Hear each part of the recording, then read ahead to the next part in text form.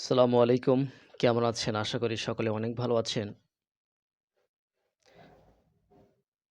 আজকে আমরা Microsoft Excel এর সাম এবং সাম ইফ সম্পর্কে আলোচনা করব বা শিখব, জানব।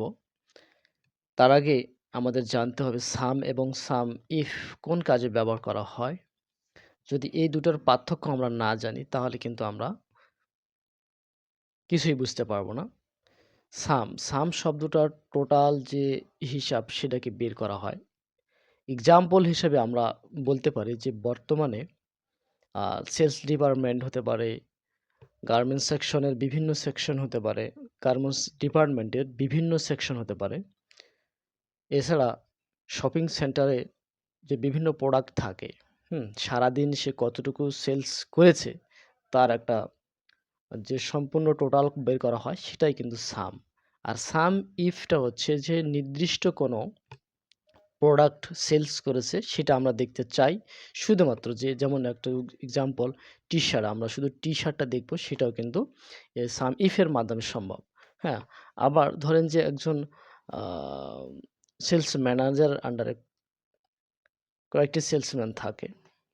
তো সেলসম্যানেরা সে কতটুকু কত টাকা সেলস করেছে সেটা কিন্তু এই সাম ইফ এর মাধ্যমে আমরা খুব ইজিলি জানতে পারবো।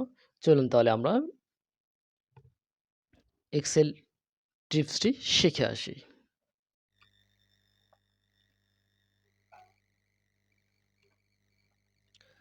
আমরা আমাদের শিটটাকে ওপেন করে নিলাম। এখন এখানে কাস্টমার নেম, সাম এবং সামিফ এই ৩ টা নিয়েই কিন্তু আজকের আমাদের ডকুমেন্টসগুলো। আমরা বলেছিলাম যে সাম হচ্ছে সমস্ত কিছুর যোগফল যেটাকে আমরা বের করি, সমস্ত সেটা সেলস হতে পারে, সেলস ডিপার্টমেন্টে হতে পারে, গার্মেন্টস সেকশনে হতে পারে বা শপিং সেন্টারে হতে পারে। তো আজকে যেহেতু আমরা এটা সেলস ডিপার্টমেন্ট নিয়ে আলোচনা করতেছি, তো আজকে আমরা এগুলোই জানি, এই বিষয়টাই আমরা ক্লিয়ার হই। ওকে, সাম। প্রথমে আমরা এখানে কাস্টমার নেমের জায়গায় আমাদের ড্রপ ডাউন লিস্ট তৈরি করতে হবে। এইজন্য আমরা আ ডাটা রানারে ঠিক এই যে ডাটা টুলস রয়েছে এখানে আমরা মাউসের পয়েন্টার রেখে ক্লিক করার পরে কিন্তু আমাদের ৩ টা অপশন আসবে।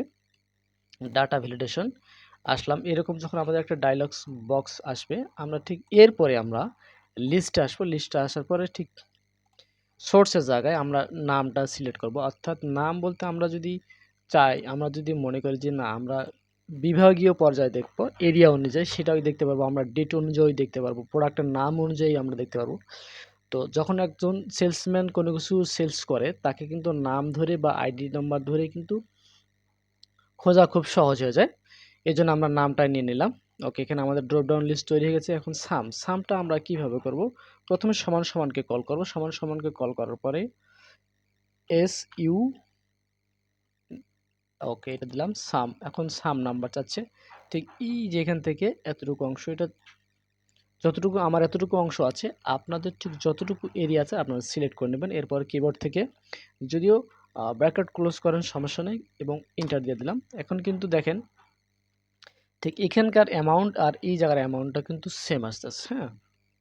এখন সাম ইফ, আমরা সাম ইফ বলেছিলাম যে সাম ইফ দ্বারা নির্দিষ্ট কোনো ব্যক্তির নাম, যেমন এখানে বাদল আছে, আমরা কিন্তু বাদলের সে কত টাকা সেলস করেছে সেটা আমরা জানবো। ওকে, এখন আমরা কি করব? প্রথমে সমান সমানকে কল করব, এরপরে S U M sum I F if, okay নিয়ে নিলাম। এখন রেঞ্জটা কিন্তু আমাদের খুবই জরুরি।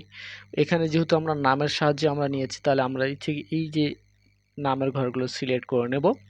আর এখানে কাস্টমাইজে যে ডাটা ভ্যালিডেশনে যদি আমরা ডেটটাকে সিলেক্ট করি তাহলে ডেট অনুযায়ী নেব। অর্থাৎ আমরা কাস্টমার নেমের সাহায্যে যেটা সিলেক্ট করেছি ঠিক সেটাই আমরা এখানে নেব। নিয়ে নিলাম, আমরা যেহেতু নাম নিয়েছি নাম নিয়ে নিলাম, এরপর কমা দিয়ে দেবো। কারণ ক্রাইটেরিয়া কিন্তু আমাদের অবশ্যই জানতে হবে যে ক্রাইটেরিয়াটা আসলে কি বোঝানো হচ্ছে। অর্থাৎ আমরা কোন র এবং কলমের সাহায্যে বা কোথা থেকে আমরা এটাকে বের করব। আমরা চাচ্ছি ঠিক এখান থেকে, এটা হচ্ছে K5, হ্যাঁ?